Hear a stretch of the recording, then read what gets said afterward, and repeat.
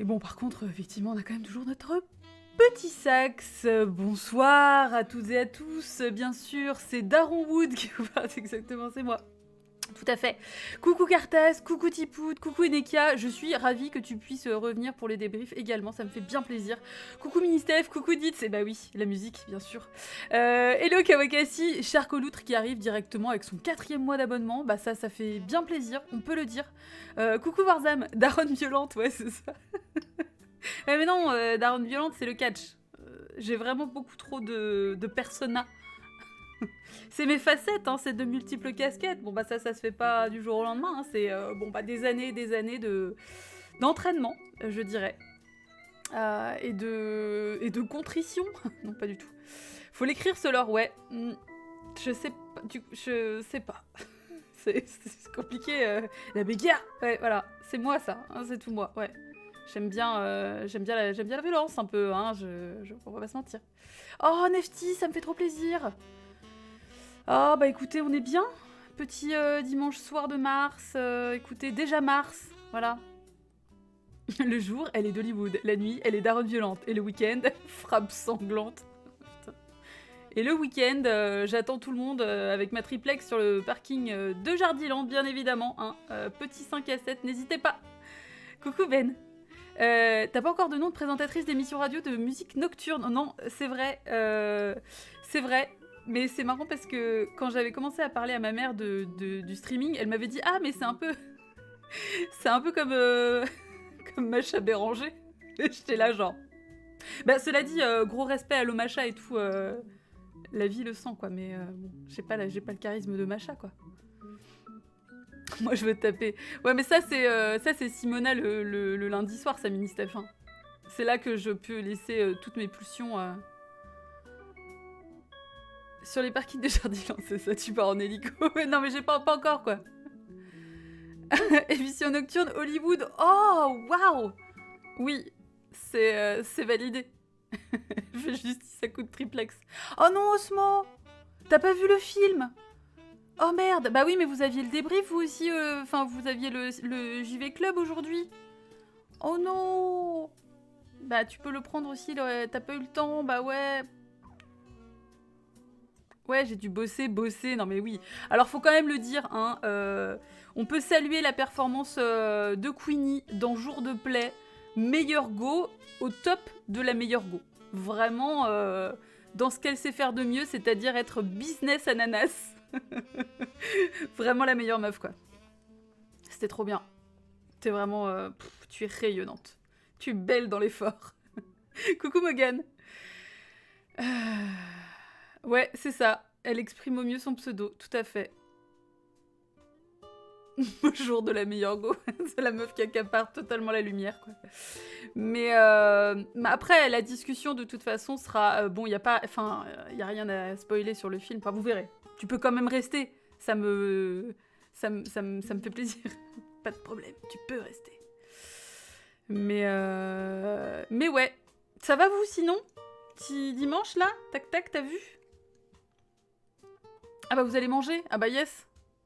Comment tu me mets la pression? Non, ok. Donc déjà tu regardes pas le film, tu restes pas pour le débrief. Je vois qu'on en est là, quoi. Ok. J'hésite entre mon mec et ma meuf. Mais non, mais t'inquiète. T'inquiète. Mais oui, non mais manger... Viens, ben ramène Marwan. C'est pas parce que c'est un vieux mec que j'ai aucun problème avec lui, tu le sais bien. Ce matin, je me suis levée à la lueur du soleil, et ben en fait non, c'était Queenie qui m'éblouissait. Avec en fait des caisses, quoi. Ah là là là là. Mais c'est bien parce que c'est toujours très bien amené, Miss Steph, sans qu'on se doute pas en fait, quoi. Voilà, elle mettra le... Mais alors, vient de me rappeler d'ailleurs que j'ai pas mis sur YouTube le replay du débrief de dimanche dernier. Voilà. Moi qui avais pris plein d'avance, j'étais en mode ultra balèze et tout, tu peux pas test, voilà, et là je suis encore en train de prendre du retard. La larve sexy, mais tu fais bien, Osmo. Vous mangez quoi? Dis-moi quand même. Voilà. Journée pyjama. Une journée pyjama, ça fait toujours plaisir. Des pâtes. Bah écoute, les pâtes c'est toujours efficace en vrai. Sexy larve. Alors, sexy larva, éventuellement, tu vois. Tu peux rajouter un petit A, histoire de faire... Ça fait voyager, quoi. De la fête dans les boîtes jaunes, je sais pas pourquoi, pas du tout... Sauce improvisée avec les restes du placard, très bien. Bon, écoute, un bon gros dimanche soir, quoi. Un gros manche, en fait. Moi aussi, j'ai mangé des pâtes, on est connectés, c'est le truc un peu foufou. C'est vrai que Cartas, c'est un plat un peu ouf. C'est un peu original, quoi. On sent que... voilà. Un fousitou. Sexy larva non, sexy larva, ça fait pas rêver? Non, ça fait pas rêver. Ça fait 1 an, perso, que je fais 6 jours sur 7 en pyjama. Mais écoute, si tel est ton choix... Des pâtes, une chance sur 1000, incroyable. Une chance au grattage, une chance au tirage. Putain, la dernière fois, j'ai voulu acheter un truc, un astro. Genre, oui, bon, ça va, me jugez pas. Je me suis dit, tiens, je sais pas pourquoi, je sens une vibe. Je vais acheter un jeu à gratter. Et je demande mon signe, parce que, bah, évidemment, quoi, qu'est-ce que tu vas faire? Je vais pas prendre un autre signe, quoi, évidemment. Et bah, il y avait pas, je me suis dit, ok, bon, bah voilà. Donc j'ai rien pris finalement, du coup, je suis frustrée je suis frustrée de l'astro, je pense qu'il faut que j'en achète un demain, du coup. C'est où qu'on a une sub? Quoi? Ça existe des vêtements autres que les pyjamas? Moi aussi, quand même. Non, si, c'est bien. Ouais, j'ai rien pris. Mais non, mais oui, mais je me suis dit, bah écoute, je sais pas, au débeauté, pourquoi pas? Ne tombe pas dans les jeux à gratter. Astro Scorpion, les meilleurs, bah évidemment. Scorpion, les meilleurs. De base, mais voilà. Si on a un signe moisi... Comment ça, un signe moisi, charcoloutre? T'aurais pris vierge, bam, t'aurais gagné 500 balles. Dites, tu sais, je vais hésiter, demain je vais être là. Scorpion, vierge, scorpion. Un jour j'ai gagné... Non mais attends, moi, ma meilleure pote, elle a eu des gros problèmes. Non, je suis en train de lui inventer un lore qui n'existe pas du tout. Elle avait eu des gros problèmes avec les jeux à gratter, mais disons que elle aime bien... Enfin, pendant un moment, elle aimait bien, et elle avait gagné, mais grave de thunes. Et à l'époque, c'était il y a des années, hein, et à l'époque, elle avait investi dans des bouteilles de pinard. J'étais là genre... C'est quel niveau de daronie de faire ça, quoi. Voilà. Enfin, investi, elle en avait gardé pour elle aussi, mais bon, tu vois, elle avait voulu acheter un truc cher, quoi. Qu'elle se serait pas payée avec... Enfin, autrement, quoi. Ça sent l'histoire à quoi. Non, mais ça, c'est tout. Mais j'étais là, mais t'es vraiment trop con. Et en fait, après, elle arrivait plus trop à s'arrêter. Enfin, tu sais, il y avait vraiment cette fièvre, en fait. Donc après, elle a tout arrêté du jour au lendemain parce qu'elle sentait qu'elle était en train de perdre pied, quoi. On était encore en... Non, on n'était pas encore en franc. Mais elle a acheté un truc, genre... mouton cadet, je sais pas quoi, là. Mais c'est pas un signe moisi, charcoloutre, le cancer. Bon, c'est sûr que c'est pas évocateur comme nom, mais voilà. C'est un peu les prémices des gachas sur téléphone. Ouais, ouais. Non, mais bon, après, t'as toujours ce petit... Tu sais... The thrill. Tu vois, tu te dis, oh, peut-être moi, un jour. Peut-être un jour, je vais découvrir que j'ai gagné 8000 €. C'est un crabe, c'est trop mignon. Ça marche de côté avec ses petites patounes. Ouais, mais là, je pense aux hommes crabes, moi, et du coup, j'arrive plus à trouver ça mignon. Maybe it's just me. Et ça pince les couilles. La mini Steph. Ça va pas. Bah voilà, ça y est. On est passé de trop mimi à pince les couilles.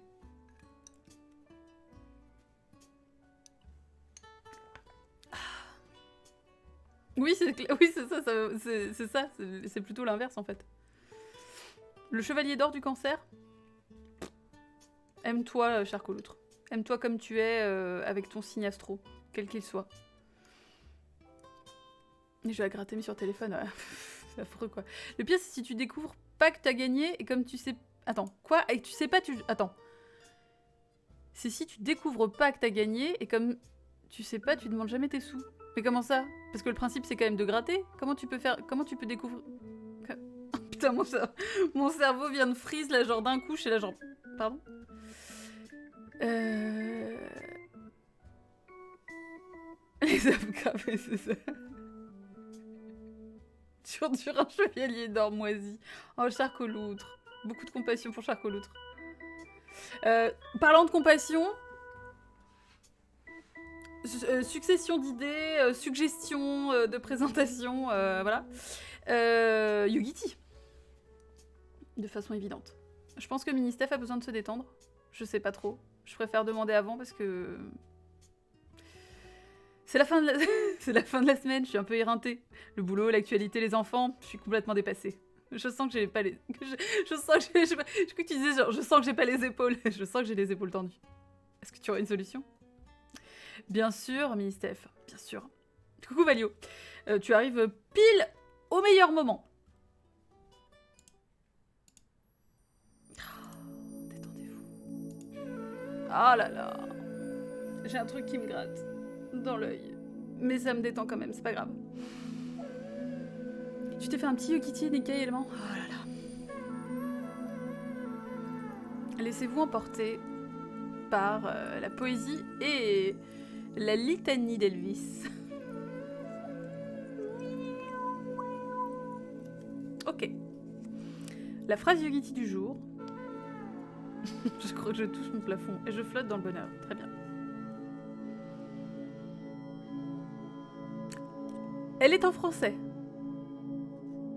La compassion est la source du pardon. Eh bien, oui, c'est vrai. Une partie en tout cas. Je serais pas si définitive, mais... Elle est en français, qu'est-ce qu'ils ont bien voulu dire? Bah, comment ça, comment? La compassion est la source du pardon. Souffle, petit chat, souffle pour nous préserver des cochons d'Inde géants. Nuançons, voilà, oui. Parce que... Ça veut dire que... non, ouais, enfin, tu vois, c'est compliqué, quoi. Le pardon, ça ne revient pas qu'à une seule personne, quoi. Moi, j'ai pardonné, c'est votre grandeur. Ah, mais c'est vrai, c'est fou, Annika, dis donc. Incroyable. C'est trop bien, ça, parce que maintenant, comme tout le monde a envie de prendre des yogiti, on peut mettre les phrases de yogiti en commun. Et ça nous fait des maxi phrases yogiti, quoi. On va faire des bouquins yogiti. Faire preuve de compassion, c'est pas faire preuve de pardon. Alors non, c'est pas exactement ça, Charcoloutre. C'est plus que la compassion... c'est... Enfin, le pardon vient de la compassion, quoi. C'est-à-dire que si t'as de la compassion... Mais après, compassion... Compassion, c'est quand même compliqué comme terme, ça dépend. Hein. Compassion, y a quand même un côté pitié parfois qui est pas toujours ouf. C'est important, c'est bien, mais... voilà, quoi.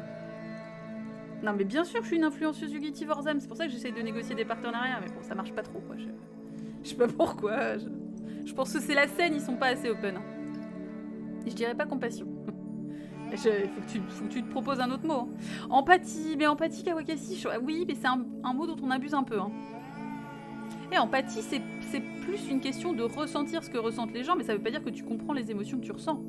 C'est juste que, tu vois, ça veut pas dire que tu gères les émotions correctement, mais ça veut dire que tu te... Enfin, c'est pas que tu te projettes, mais en tout cas, tu vois. Mais tu l'as pas vu cet épisode de South Park où les groupes de musique avec flûte de pan... Ah, j'ai pas... Ça me dit peut-être quelque chose, Tipout, mais je suis pas sûre, quoi. Si on met toutes les phrases les unes après les autres et qu'on garde les premières lettres... Non, ça fait un message, c'est quelqu'un qui va nous envoyer un message genre « Help me !» Genre c'était « Oh mon Dieu, il y a quelqu'un en danger dans les usines de Yogiti !» Et là, on va être obligé de faire une espèce de jeu de piste et ça va être fou. Ça sera le début de notre film d'Escalise. Faut voir ce qu'il veut dire avec pardon. C'est le dire ou accepter. Comment ça? Comment ça, le dire ou l'accepter, Mistef? Oui, Jean-Michel Empathie, bien sûr. Ah, bah oui, c'est évident. Se mettre à la place, l'empathie? Je sais pas si c'est vraiment se mettre à la place.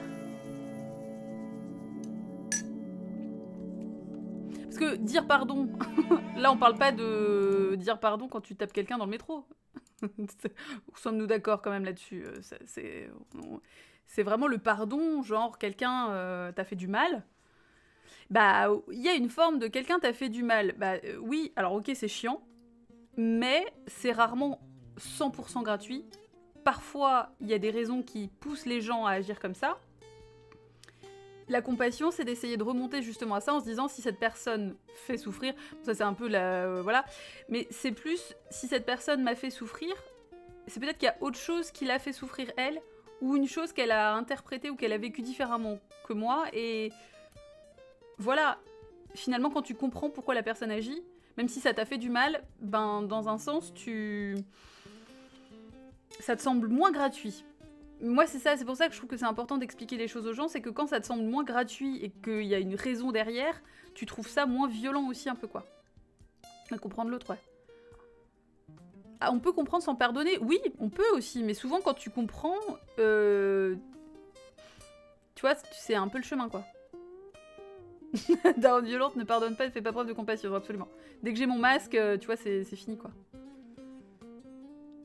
La personne, on la connaît bien ou pas trop? Non mais Tipoud, tu sais, j'aime bien le cas par cas. Attends, on parle de quelqu'un qu'on n'a pas vu depuis 10 ans ou est-ce qu'on parle d'un pote proche? Moi, je peux pas vous dire, c'est pas moi qui les écris. Hein. Ça te semble moins gratuit, ça permet de le prendre moins personnellement. Ouais, exactement, dites. C'est vraiment ça, c'est que... Et puis tu peux apprendre des choses sur toi-même aussi, c'est-à-dire que tu peux du coup te remettre un peu en question en disant ouais, effectivement, peut-être que moi, dans mon attitude, comme je ne voyais pas du tout les choses comme ça, bah, enfin... Peut-être que c'est ça qui a fait que ça s'est aggravé, entre guillemets, quoi. On peut pardonner sans comprendre quand on cherche la paix avec soi-même.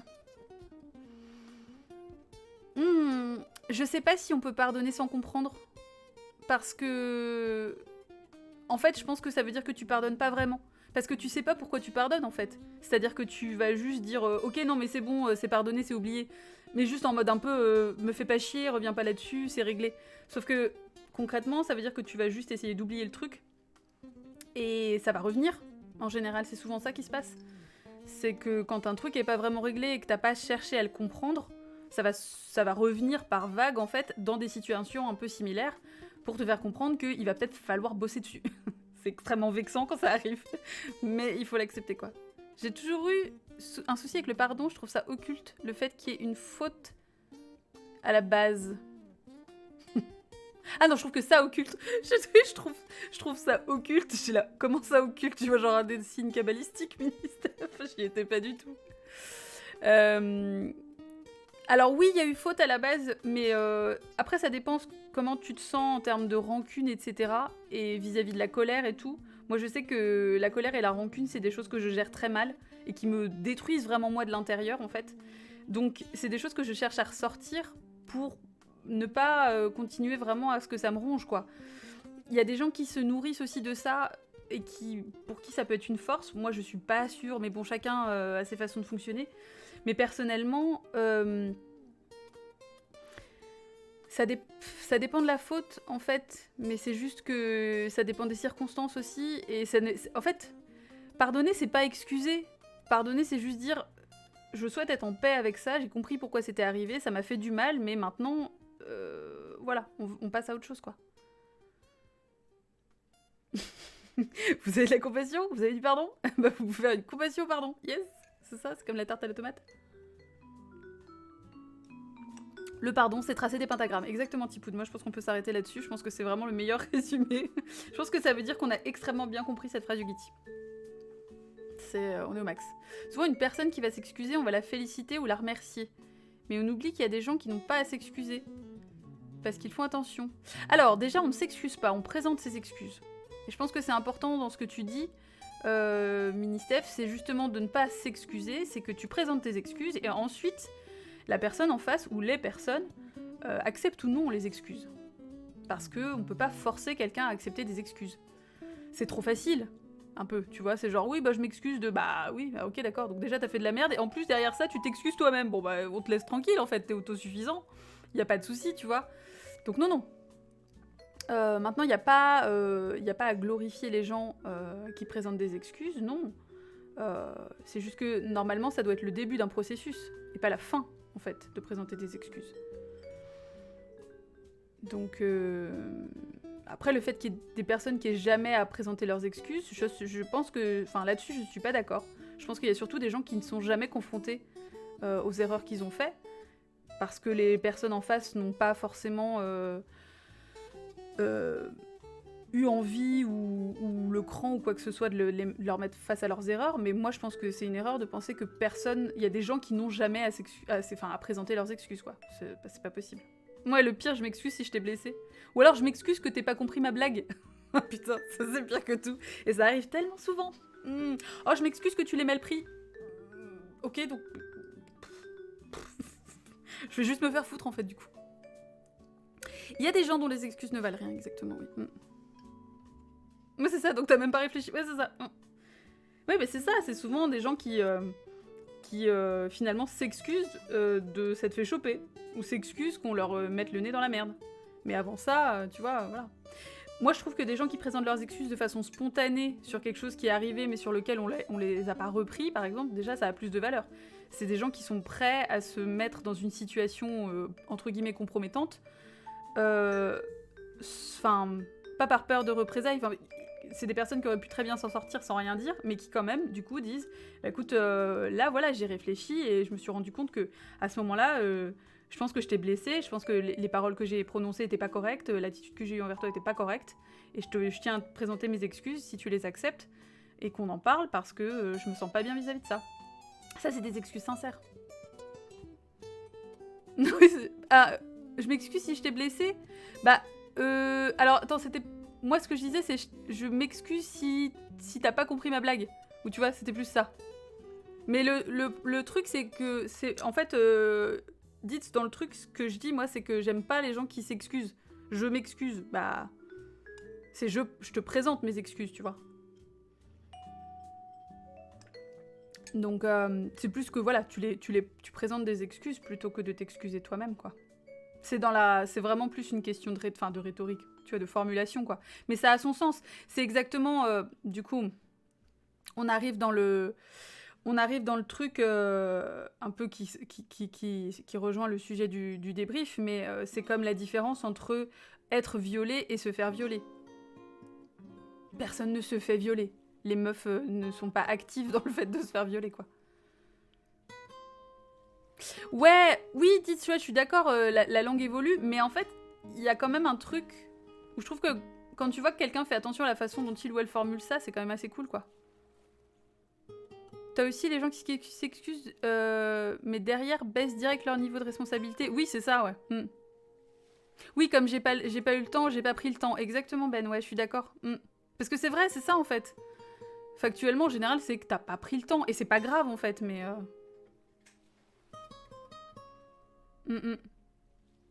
Mais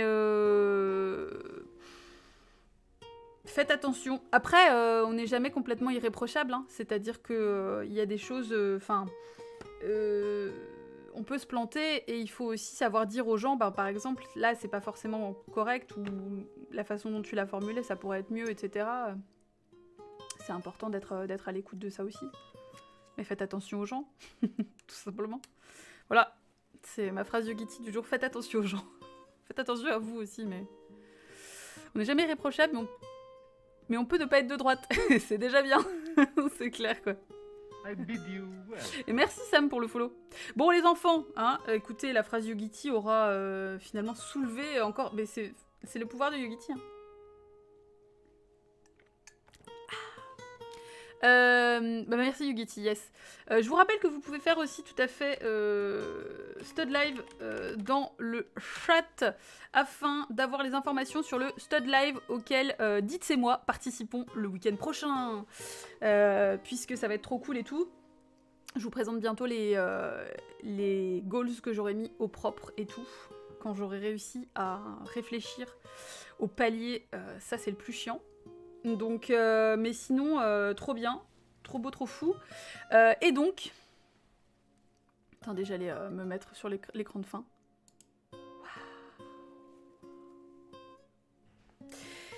Donc, qu'est-ce que j'ai choisi comme image ? Bah, en fait, il n'y avait pas 36 milliards de possibilités au final. On n'a pas de donation goal Yugiti, on y a pensé, Charcouloutre. Je pensais faire un générateur de phrases Yugiti, mais honnêtement, c'est un peu compliqué. Tu sais, le genre de truc que tu choisis, genre ton jour de naissance, ton signe astrologique, ton je sais pas quoi, tu sais, la première lettre de ton prénom. Quand j'étais là, première lettre du prénom, ça fait quand même beaucoup de lettres, ça fait beaucoup de trucs à beaucoup de paramètres. Donc je sais pas si je suis prête. Voilà. Mais par contre, on peut quand même faire un segment Yugiti où on essaye de brainstormer des phrases ensemble. À 200 balles, je bois 3 litres de Yugiti. Non mais c'est ça. Et je fais une pause pipi de 4 heures, quoi. Un site de générateur... Non mais carrément que je fasse un site, mais je sais pas faire ça, moi. Bref. On rentre dans le vif du sujet, parce qu'on a quand même beaucoup de choses à dire sur un téléfilm. Hein. C'est un téléfilm, donc voilà, il n'y avait pas 36 000 images, mais je trouve que cette image était très parlante. C'est celle c'est une des images du premier segment de 1952. Donc, If these worlds could talk. Effectivement, Ditz le disait la dernière fois, c'est sympa de faire un petit résumé. Là, de toute façon, ça va aller assez vite. C'est un film qui est découpé en 3 segments, un en 1952, un en 1974 et un en 1996, qui est l'année de sortie du téléfilm, qui parle de 3 parcours de femmes vis-à-vis de l'avortement. Donc c'est pas forcément 3 femmes qui avortent, mais ce sont 3 femmes qui sont amenées à s'interroger et à sauter le pas ou non, dans des conditions qui sont différentes, dans des conditions de légalité de l'acte qui sont différents aussi. Je tenais déjà à rappeler que en France, la légalisation finalement de l'avortement, c'est 1975. C'est extrêmement récent. Le 3e n'étant pas vraiment Cher, mais par contre le 3e a été réalisé par Cher. Les 2 premiers segments ont été réalisés par Nancy Savoca, mais par contre le 3e, voilà. Mais c'est vrai que c'est un peu abusif d'avoir mis Cher sur la bannière, parce que tant pis pour Anne Heche, qui est celle qui est finalement au cœur de l'histoire du 3e segment. Donc voilà, l'avortement, c'est donc l'IVG, l'interruption volontaire de grossesse, c'est 1975 en France. Il est important pour moi, vous le savez, de rappeler également que le premier acte et la première démonstration d'acte de la méthode Karman, donc c'est la méthode Karman, c'est la méthode qu'on voit assez visuellement plus ou moins dans le segment numéro 3, c'est la technique de l'aspiration, hein. Donc la première démonstration a été faite en France dans l'appartement de Delphine Seyrig, qui est une actrice française absolument incroyable. Vous savez que je l'aime beaucoup. Elle a été faite cette démonstration en 1972. Donc voilà, mais c'est encore très récent. Finalement, moi je connais des parcours de femmes autour de moi qui n'ont pas eu accès finalement à l'IVG aussi facilement que nous on peut l'avoir maintenant, et qui ont vécu des parcours absolument traumatiques, qui ont été par exemple obligées d'aller jusqu'en Angleterre, alors qu'elles parlaient pas du tout la langue, enfin bref. Donc gardez ça en tête, parce que c'est très important. Ce qui est aussi extrêmement triste, c'est de voir que directement dès le premier segment, celui en 1952, on a une culpabilisation qui ressemble exactement à la culpabilisation dont on a pu avoir la belle démonstration samedi matin sur le compte Twitter de la police nationale. Donc compliqué en fait finalement de voir que les méthodes de 1952 perdurent toujours dans un pays qui est censé avoir beaucoup évolué depuis, et sur lequel, a priori, normalement, les féministes n'ont plus rien à dire. Voilà, pas de soucis. Bon, vous voyez, c'était un peu compliqué. Alors, Kaokasi, toi tu dis, j'étais un peu surprise du format, parce que j'ai pas voulu lire les infos avant de regarder le film, et à la fin de la première partie, j'étais là, quoi, c'est fini? Ah oui, non, c'est ça, c'est un film, c'est un film à sketch, comme on peut dire, ouais. Cher, c'est la Docteur, voilà, Dr Thompson, tout à fait, ouais. Ce film, j'ai eu la boule au ventre tout du long, j'étais tendue comme jamais, mais j'ai adoré. Il était à voir, mais si pénible à absorber pour ses parcours. Ouais, tout à fait, ouais. On a eu le droit de vote, c'est déjà pas mal, exactement. Le bruit d'aspiration dans le casque. Bah coucou Goldie Gringo, je sais pas si je t'ai dit bonsoir. Ça a été, tu disais, ça a été fait par qui? Ça a été fait par le docteur Karman, mais c'était dans l'appartement de Delphine Seyrig, une actrice française que j'aime beaucoup, dont j'ai déjà parlé. On avait regardé son documentaire d'ailleurs en débrief. C'était quoi le message en question? Quel message, Goldie Gringo? Ah oui, c'était à propos de l'envoi de nudes, c'était ça le message de la police, ouais. Hello Samoussassa. Voilà, c'était en fait un message qui disait en gros, tu viens de lui envoyer un nude, et tu viens de l'envoyer aussi genre à son boulanger, à son père, à sa mère, à sa grand-mère, voilà quoi, en gros... Et il n'y avait absolument aucune info sur le fait que le revenge porn est un crime qui est puni. Il n'y avait absolument rien qui était dit, mais bon voilà, on va pas épiloguer là-dessus parce que c'est vrai que c'était... Voilà, et les infos se trouvent sur Twitter, mais c'était très problématique, quoi. Cartesso, tu dis le film était vraiment bien, les 3 segments sont forts, il y a des scènes tendues, mais voilà, ouais. Moi j'avoue que c'est le premier film du débrief qui a été vraiment compliqué. J'ai beaucoup pleuré. Ça a été très compliqué, j'ai même failli carrément vomir, je vous le dis tout de go. Le premier segment a été hyper violent. Très très violent pour moi, je l'ai trouvé très très dur, à la fois parce qu'il est très graphique, et puis parce que ça me fait très mal en fait de voir, enfin, même si je le sais déjà, mais de me dire qu'il y a énormément de femmes en fait qui ont vécu ça, et énormément de femmes qui vivent toujours ça en fait, c'est-à-dire que c'est encore tristement d'actualité dans beaucoup de pays.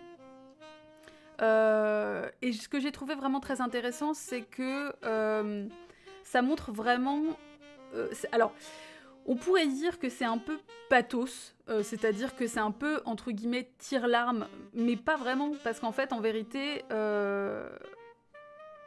c'est dur, enfin, c'est dur quoi qu'il arrive, c'est dur. La fin du 3e segment, elle peut paraître un peu too much, mais en fait, elle est très vraie. Parce que, voilà, pour les personnes qui n'ont pas forcément vu, à la fin du 3e segment, en fait, donc qui se passe en 96, Christine finit par aller se faire avorter.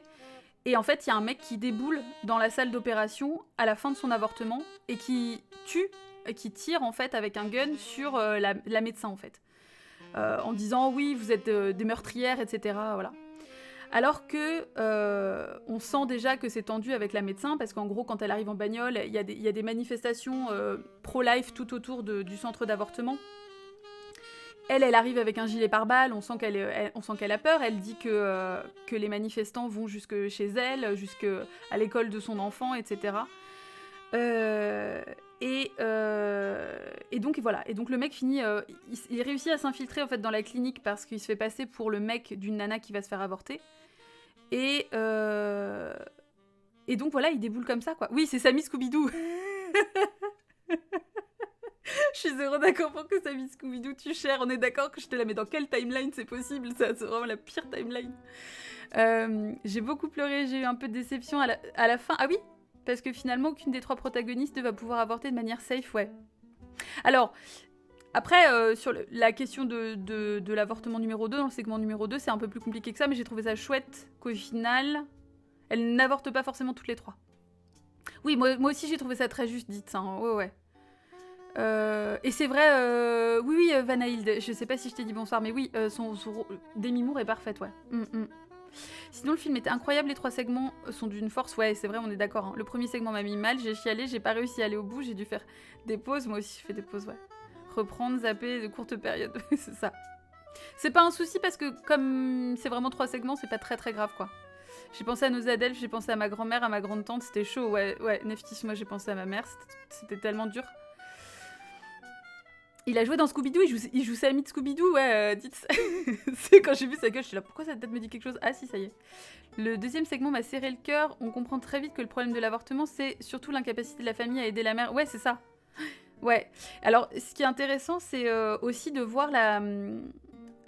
j'ai eu un doute dans le segment 2 si la fille n'aurait pas avorté sans l'avoir dit à sa mère. Ah oui, cher Coloutre, la question était intéressante. Moi, ce que j'ai trouvé chouette aussi, c'était de voir la confrontation, en fait, finalement, entre la fille qui est en plein dans la révolution sexuelle et qui, justement, est là en mode avec le féminisme, etc., qui lui dit c'est ton choix, tu peux le faire, etc., donc finalement, la confrontation entre la théorie féministe d'une jeune fille, d'une adolescente qui vit encore chez ses parents, qui n'a pas été confrontée finalement à toute la problématique familiale d'une famille nombreuse, parce qu'elle a 5 gosses, c'est quand même chaud, et qui dit à sa mère, en gros, bah, fais comme tu veux, et finalement la mère qui, elle, prend ça en disant, genre, ouais, mais enfin, c'est pas si simple que ça, quoi.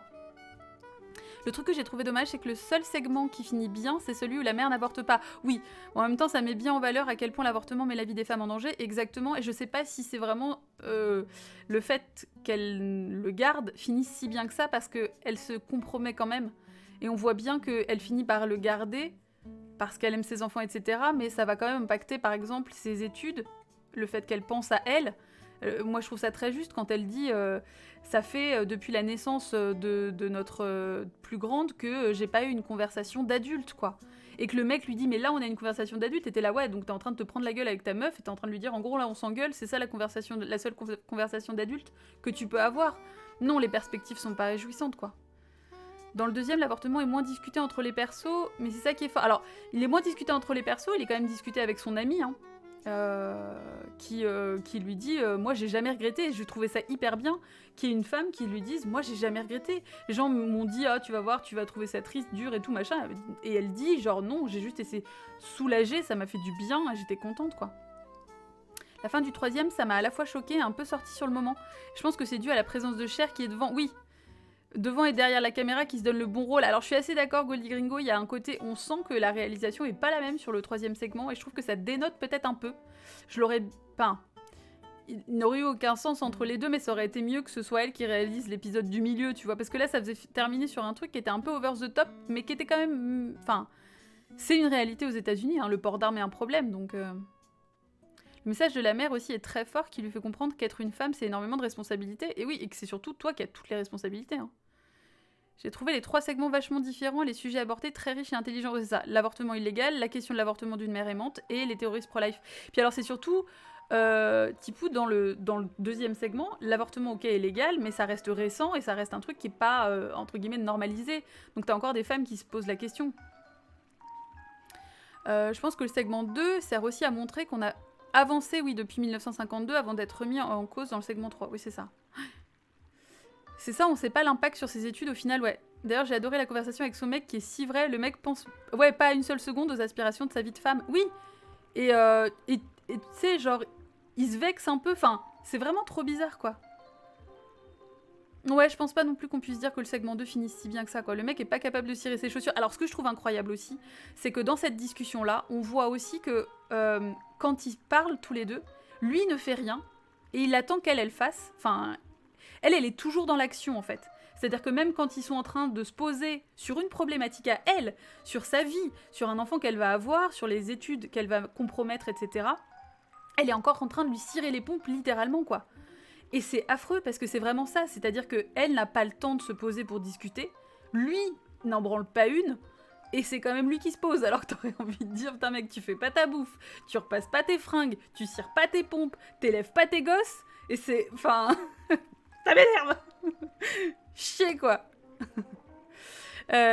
Pour le 2, j'ai quand même l'impression qu'elle le garde pour son mari. Oui, ouais, elle pleure à l'annonce de son positif, elle se renseigne sur l'avortement et tout, et quand elle garde l'enfant, j'ai un peu l'impression que malgré le côté légal de la procédure, c'est...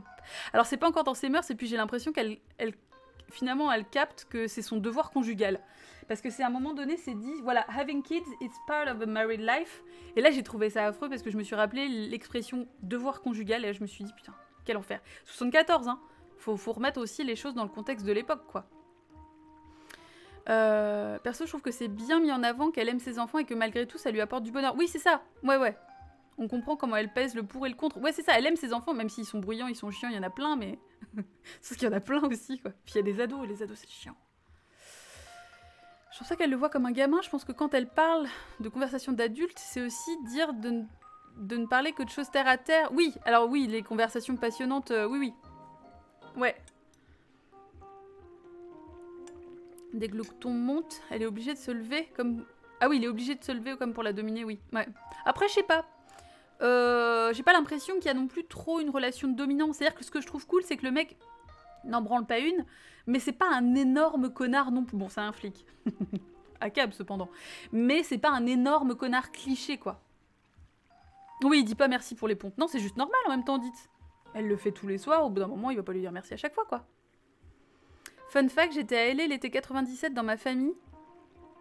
Et j'ai vu une de ces manifs anti-avortement devant une clinique. Ah ouais, non mais... c'est horrible, hein. C'est horrible parce que c'est tellement violent, quoi. Et en fait, ce que j'ai trouvé cool aussi, par contre, c'est que les manifs sont très violentes, mais par contre, les groupes de manifestantes qui sont devant sont pas caricaturales non plus, dans le sens où... Enfin, elles sont gentilles. Enfin... Donc ça va, parce que je trouve que vraiment, on aurait pu rentrer dans des trucs très caricaturales et très des trucs caricaturaux, pardon. Et finalement, ça reste très juste tout du long, quoi. C'était l'occasion de voir si se passait que moi, tout du long, j'espérais qu'elle finisse par foutre le feu à tout le monde, mais bon, ça n'est pas arrivé. Voilà. Les gens ne souhaitent pas accéder à mes désirs, je suis très déçue. La manif va retourner, ouais. Mais c'est en plus, Enekia, c'est des trucs qu'on voit encore. Elles sont flippantes, Charco l'autre. Bien sûr qu'elles sont flippantes, mais si tu veux, ça montre quand même le fait qu'il n'y a pas... Enfin, C'est pas une volonté de nuire, tu vois, c'est juste qu'elles sont convaincues par leur truc et ça fait ultra flipper, mais ouais. Dans le segment 2, je trouve que l'histoire montre bien le conflit entre l'image de la femme parfaite des décennies précédentes et l'avancée des droits portés par les plus jeunes. Exactement, Vanaïl, je trouve que c'est très juste. C'est qu'en fait, on voit que ça commence à changer et je trouve ça chouette qu'il y ait ce dialogue en fait entre la fille et la mère où c'est la fille qui donne des informations à la mère et la mère qui lui transmet aussi finalement des choses. Enfin, puis il y a ce côté égoïste de la fille, tu vois, qui est un peu en mode oui, c'est ton corps, machin, et qui est encore plus à fond quand elle comprend que ça peut compromettre ses études, enfin voilà quoi.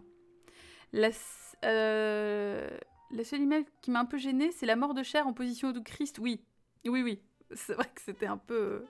Oui.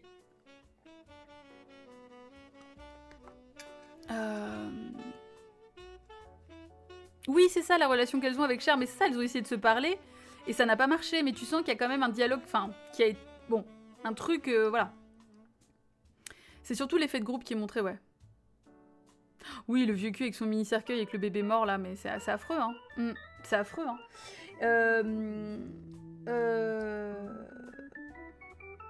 Donc, qu'est-ce que j'ai... Oui, ce que j'ai trouvé... parce que donc là, on parle des 2 derniers segments, mais le segment 1 est quand même, pour moi, le plus dur, et celui qui montre peut-être le mieux l'isolement, finalement, des...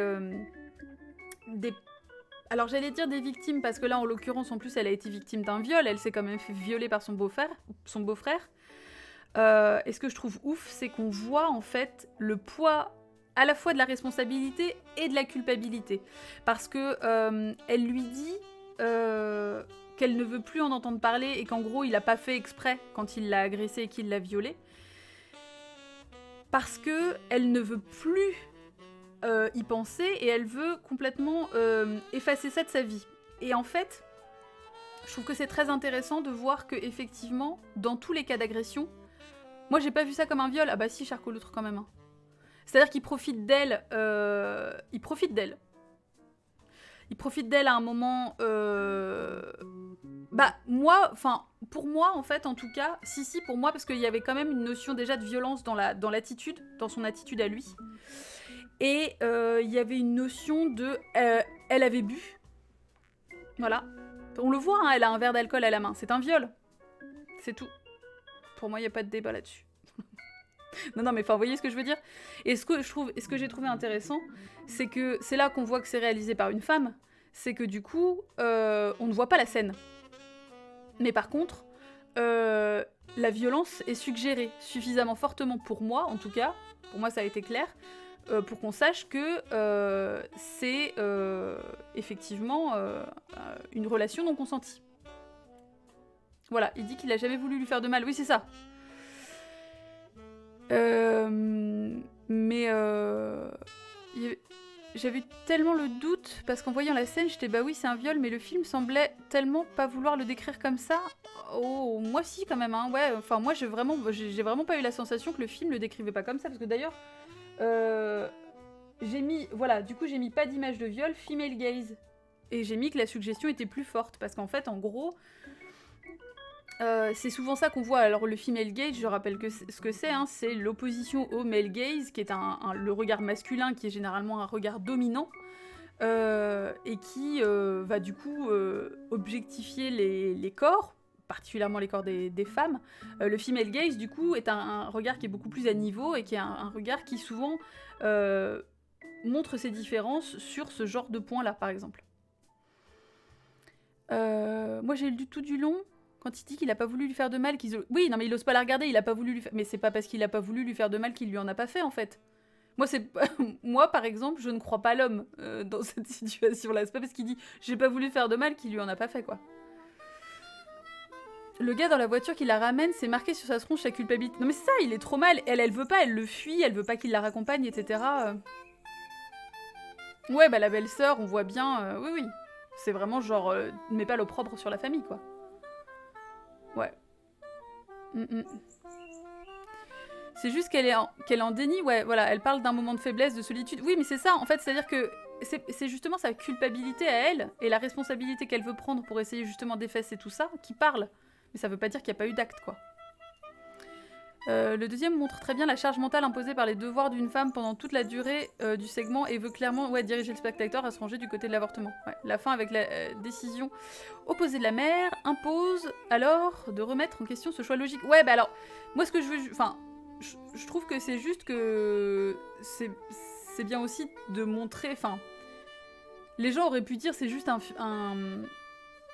film qui fait l'apologie de l'avortement. Et en fait, la question, c'est pas de faire l'apologie de l'avortement, c'est juste qu'il faut que ce soit une possibilité. Il faut que les femmes puissent disposer de leur corps, c'est tout. C'est pas tout le monde devrait se faire avorter, c'est pas ça. Bah non, si t'as besoin, tu le fais. C'est pas... voilà. Je pense que c'est volontaire que ça soit ambigu sur l'histoire du viol, parce que dans ces situations-là, les gens ont plus de facilité à accepter un avortement, alors que le message, c'est quel que soit... qui a mené une grossesse, l'avortement devrait être possible et accepté exactement, tout à fait. Ah oui, c'est-à-dire que... Parce que, en fait, c'est ça aussi, c'est que j'ai l'impression que, tu vois, quand sa belle-sœur, justement, lui dit « Mais quoi, t'as eu un moment de faiblesse ?» ou « T'as eu quoi ?» Mais en fait, peu importe. Elle veut pas le garder, le gamin, donc...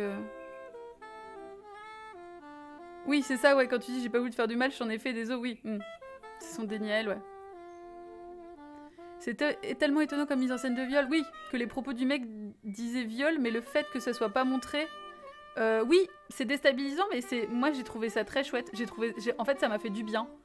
Parce qu'il y avait tellement de violence autour, si tu veux, de ce segment-là, en plus, qu'il y aurait eu une scène de viol par-dessus, j'aurais été là, ouais, non, par contre, non. Parce que la scène que j'ai... Alors, l'avortement à la fin est très dur, mais la scène que j'ai trouvée aussi très très dure, c'est quand elle essaye justement de s'avorter elle-même avec son aiguille à tricoter. Moi, c'est là que j'ai failli vomir. Donc, j'avais le doute, mais comme on était dans les années 50, je pensais que c'était plus la pression des rapports hors mariage. Ouais, mais là, c'est son beau-frère en plus, tu vois, donc c'est vraiment... On sent qu'il peut y avoir aussi le truc qu'elle essaye de retrouver une figure qui ressemble un peu à son mari, donc qui est mort. Un peu le retrouver, mais enfin... Ouais, au début, elle voit pas d'autre possibilité qu'un viol, et quand elle comprend que c'en est pas un, elle réagit hyper violemment. Bah, oui, enfin, elle croit... J'ai pas l'impression qu'elle envisage tellement le viol, en fait. J'ai l'impression qu'elle se dit direct, c'est une traînée, en fait. Alors, oui, mais alors, Tipou, tu vois, le choix que le médecin soit un homme, en fait, je suis même pas sûre qu'on puisse le qualifier de médecin, en vrai. Je pense pas qu'on puisse le qualifier de médecin, je suis même pas sûre qu'il soit médecin en fait. Parce que c'est surtout que d'expérience, non, parce que j'étais pas là en 1950, mais pour les recherches que j'ai faites, etc. Voilà, des textes que j'ai lus, etc. sur le sujet par le passé, c'était des actes qui étaient clairement pas forcément toujours faits par des médecins. Hein. On voit bien le fait que le mec il désinfecte rien, il prend pas 2 secondes, enfin tu vois, c'est genre, ouais. C'était vraiment de la même façon qu'on avait genre les faiseuses d'anges, etc., comme on les appelait, et qui étaient pas médecins. Mais ouais, l'aiguille, c'était chaud. Hein. La réaction de la belle-sœur, quoi? Ça fait à peine 6 mois que mon frère est mort et tu trouves le moyen de tomber enceinte. C'est ça, hein, c'est vraiment ça, Goldie Gringo, ouais. Bah oui, mais alors, dites, ouais, je sais pas, moi j'ai trouvé qu'elle était... qu'elle était rapidement, finalement, tu sais, dans le truc, dans le mode, mais attends, mais comment ça se fait, quoi? Comment c'est possible? L'aiguille à tricoter, j'ai pleuré toutes les larmes de mon corps, ouais, c'était dur, hein. Ouais. Parce que je sais qu'il y a encore des femmes qui en sont là, quoi, et que je trouve ça aberrant de me dire que... J'aurais tellement aimé... En fait, c'est ça, je pense que c'était vraiment de la tristesse de me dire, j'aurais tellement aimé qu'en 2021, on puisse dire, non mais t'as vu comment c'était en 1952? Eh ben... voilà. C'est vraiment le constat, en fait. C'est le même constat qu'on avait fait sur le documentaire de Delphine Seyrig, justement, Sois belle et tais-toi. C'est la tristesse de ce constat que, bah putain, les gars, mais qu'est-ce qui a vraiment tant que ça changé, en fait, depuis? Alors oui, en France, c'est quand même mieux, mais enfin, c'est chaud, quoi. C'est quand même pas gagné, quoi. Il y a quand même des gens qui sont convaincus que l'avortement, ça devrait être illégal et que ça devrait pas avoir le lieu d'être. Enfin, c'est...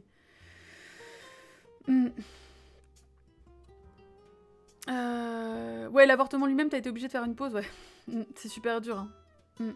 Personnellement, je trouvais que le fait que ce ne soit pas un viol renforçait le propos que l'on peut avoir besoin d'avorter pour d'autres raisons, même en 1950. Ouais, mais en même temps, ça, c'est le propos qui arrive sur le segment d'après, quoi. Pour moi, c'est clair que c'est un viol, hein.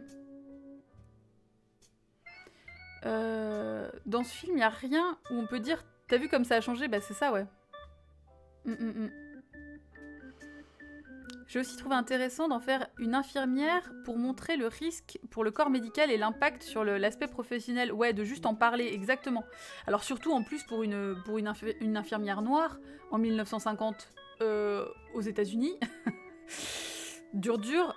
Mais ce que j'ai trouvé excellent aussi, c'était de bien montrer que c'était vraiment quelque chose, c'était une chasse au trésor en fait. Hein. C'est-à-dire que tu demandais sous le manteau si quelqu'un connaissait pas quelqu'un pour une amie, surtout pas toi. Hein.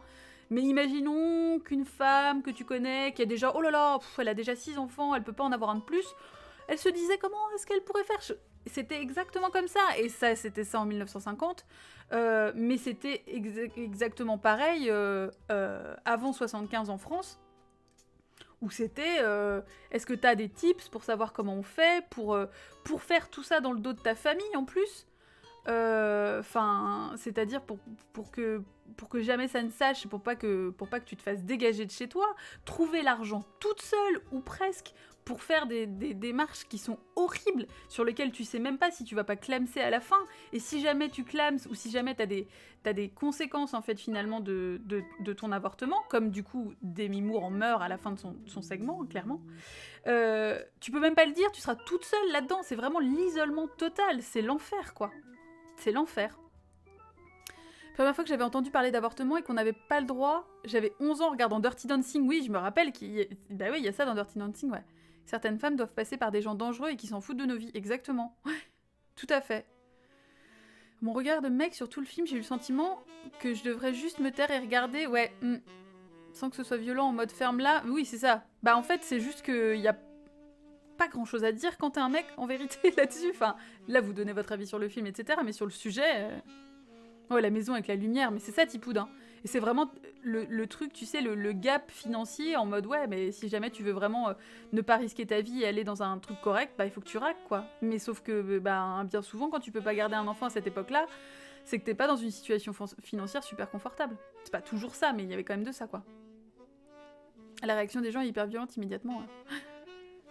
Ouais, à chaque fois qu'elle donnait une info, t'as un frisson. Oui, c'est ça, c'est vraiment l'illégalité, c'est le fait de pouvoir remonter jusqu'à elle. Surtout qu'en plus, là, avec son taf, tu sais, quand elle dit il faut que je donne mon numéro de boulot, tu sens que c'est ultra chaud et on comprend bien pourquoi, quoi. Oui, le chauffeur de taxi, ouais, c'est ça. Je sais pas ce que vous allez faire ça, mais je peux vous attendre. J'ai trouvé que c'était le petit détail qui était vraiment chouette, ouais. Ouais. Oui, c'est ça, si t'étais pas dans le milieu médical, et c'est dur parce que même quand... elle essaye donc quand elle essaye de demander des infos au médecin et qu'il lui dit bah ouais mais fallait y réfléchir avant de se mettre dans cette situation là, mais t'es là, mais quel degré d'ignorance, d'absence d'empathie, de violence il faut faire preuve pour dire à une meuf ouais mais en attendant bah si t'es en cloque c'est peut-être que tu l'as pas volé, et c'est encore ça maintenant. Parce qu'on est responsable en fait. Et parce qu'on voit bien la charge mentale tout du long dans le film. Je trouve ça ouf quoi. Je trouve ça ouf. Les meufs, elles gèrent ça solo. Elles gèrent ça solo. Les mecs, ils se dégagent, ils en ont rien à foutre. Le prof, là, dans le segment 3, il lui file de la thune. Tiens, allez, va t'acheter des bons becs avec ça. Là, mais putain, mais... Parce qu'il est marié, il veut pas que sa femme... Ouais, c'est bon. M'énerve, je suis désolée, ça m'énerve. Oui, c'est ça, son réflexe d'infirmière, c'est horrible, hein, Kawakasi, parce qu'on se dit, mais elle voit bien toutes les fautes qu'il y a là-dedans, quoi, tu vois, genre vous stérilisez pas, et elle dit, bah je préfère ne pas mourir de septicémie, quoi. Ouais. C'est ça. Le pire, c'est le médecin qui veut juste pas lui donner le dosage, alors qu'elle... Ouais, c'est ça, elle connaît les produits, c'est ça. Hein. On voit, tu vois, le fait qu'elle se rende malade en avalant des cachets sur lesquels il y a marqué qu'il faut pas les prendre quand t'es enceinte, enfin, c'est horrible, quoi. Oui, quand bien même ce serait pas un viol, c'est peut-être qu'il y a un mec... Oui, que c'est ça qui s'est partiré. Oui, mais bon, ça après, tu vois, 1950... Déjà, à la base, si t'as des relations hors mariage, surtout alors que tu viens de perdre ton mari il y a 6 mois, voilà quoi. Oui, il se lave même pas les mains, dites. C'est exactement ce que je me suis dit. Je fais, mec, t'es dans une cuisine, tu peux au moins te passer les mains sous l'eau avec du savon. Ça, vraiment. Bon, c'est pas du tout Covid-friendly, y a rien qui va, quoi. C'est un film de meuf, hein. C'est vraiment un film de meuf, hein. Ouais, la pote du segment 3 accepte de mettre ses valeurs de côté. Oui, alors j'ai trouvé ça cool aussi, c'est-à-dire que ce que j'ai trouvé cool, c'était que c'était pas un film trop... tu sais, ça aurait été trop facile, tout le monde est trop d'accord, tout le monde dit que le viol... quel enfer. Que l'avortement c'est génial. On voit de tout. On voit des femmes qui ne le vivent pas bien, on voit des femmes qui l'acceptent complètement et qui s'en foutent et qui trouvent ça très cool. Enfin, parce que c'est un sujet qui divise, bien sûr, et ce que j'ai trouvé chouette aussi, qui est pas très très développé, mais l'infirmière, enfin, ouais, si, elle, infirmière noire dans le segment 3, qui dit du coup à la pote de Christine, oui c'est comme ça, ouais, Christine, tu te rends compte, enfin oui c'est vrai qu'il y a vachement de gens qui ont envie d'adopter des petits bébés noirs en ce moment. Et en fait, il y a aussi cette problématique-là, quoi, qui est relevée, c'est-à-dire que le racisme, la question du racisme est quand même évoquée aussi, alors c'est un peu, un peu rapide, mais il y a quand même cette problématique-là, parce que il y a justement cette réflexion qui est faite par la pote en disant « Ouais, mais bon, elle pourrait le faire adopter ». Et justement... c'est pas si simple que ça, et c'était cool en fait de montrer que oui, ça pouvait répondre justement à cette rhétorique de gens qui disent ouais mais au pire tu le gardes et tu le files.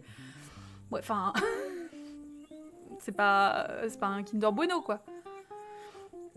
Le seul mec qui accompagne sa femme lors de l'avortement c'est l'assassin. Clairement il y a aucun personnage masculin utile dans le film. Non. Et non. Voilà, c'est pas du tout montré de manière manichéenne alors que ça aurait pu et ça aurait été très dommage. Ça aurait pas servi le propos. Le seul problème, c'est qu'on comprend pas trop pourquoi sa copine est si contre. Bah, on suppose que c'est religieux, et puis bah, ça peut être simplement ses convictions aussi. Hein. Tu vois, il n'y a pas forcément tellement à avoir d'enracinement dans un vécu, etc. Elle peut juste trouver, bah non, ça se fait trop hop.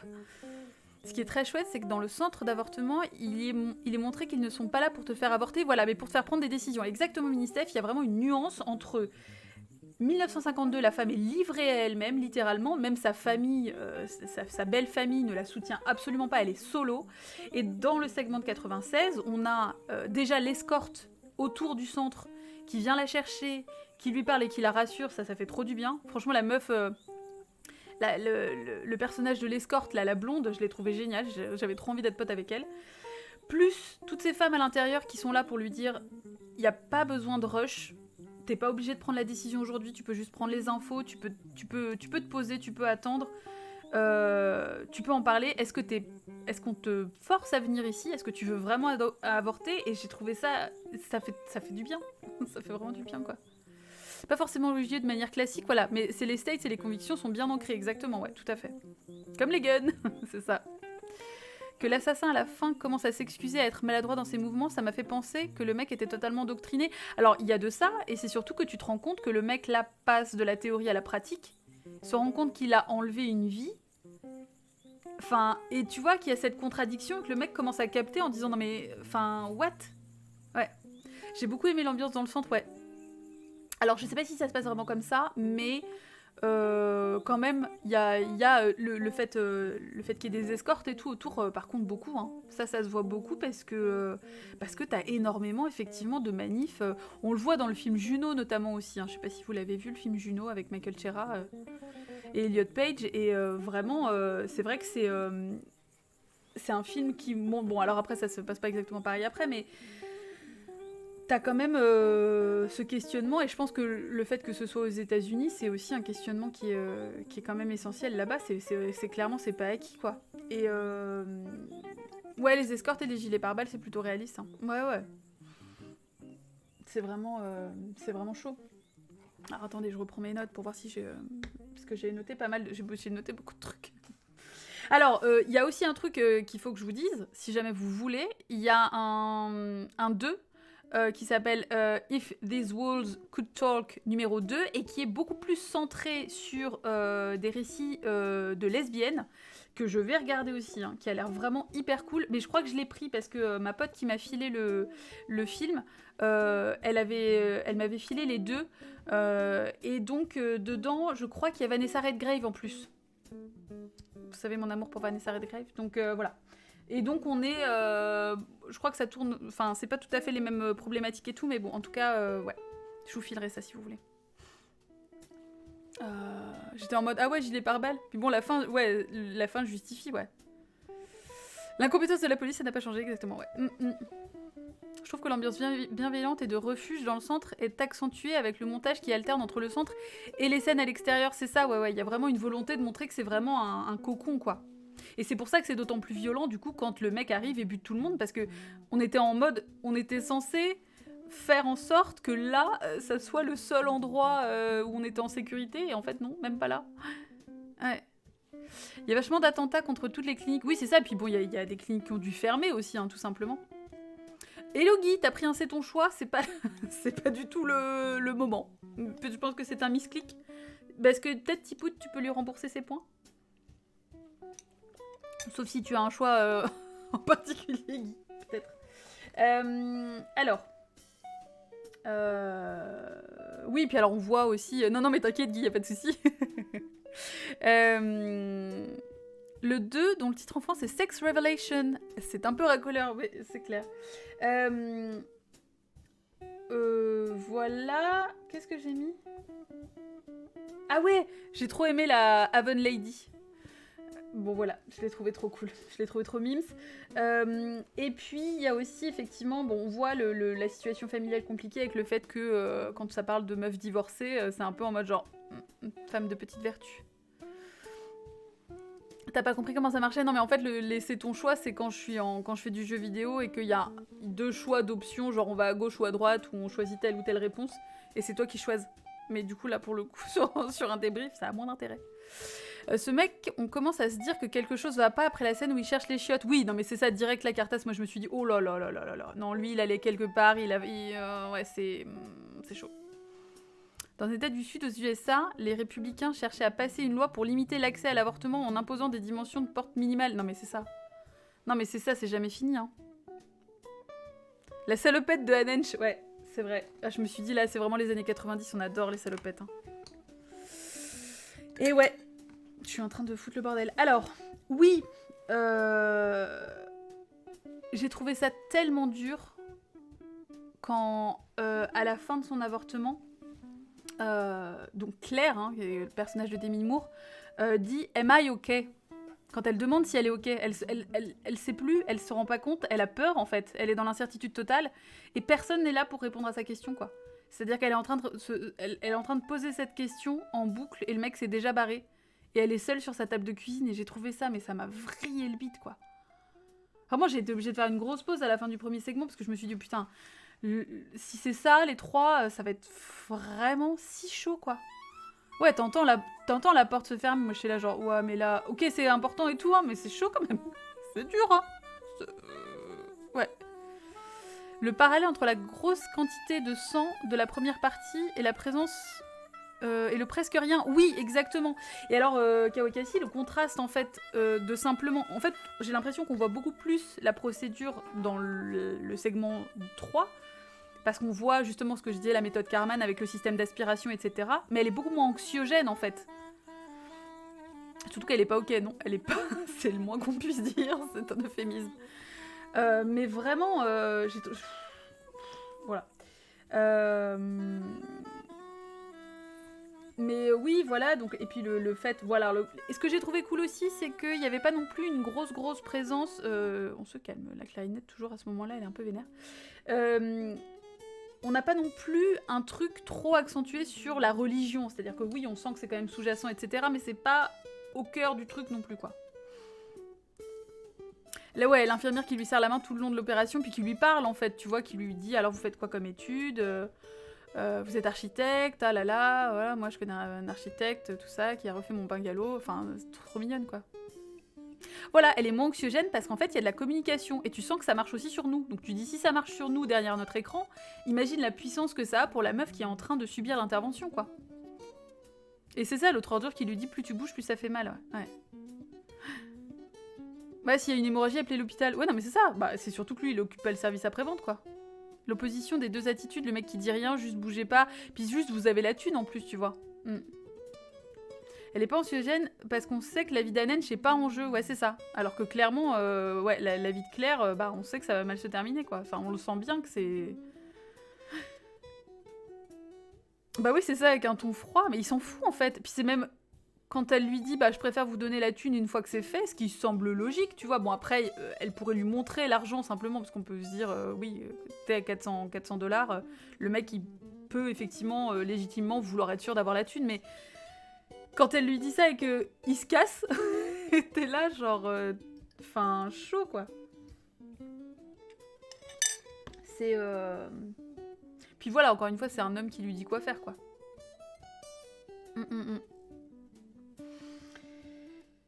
Vraiment dur. Alors, qu'est-ce que... Donc, dans le segment 2 de Barbara... Moi, ce qui m'a choqué... Oui, c'est ça, quand Cher frotte son stéto, puis quand elle lui fait des blagues, et tu sais que l'infirmière est là, oh, elle est vraiment trop drôle et tout. Et tu sens que...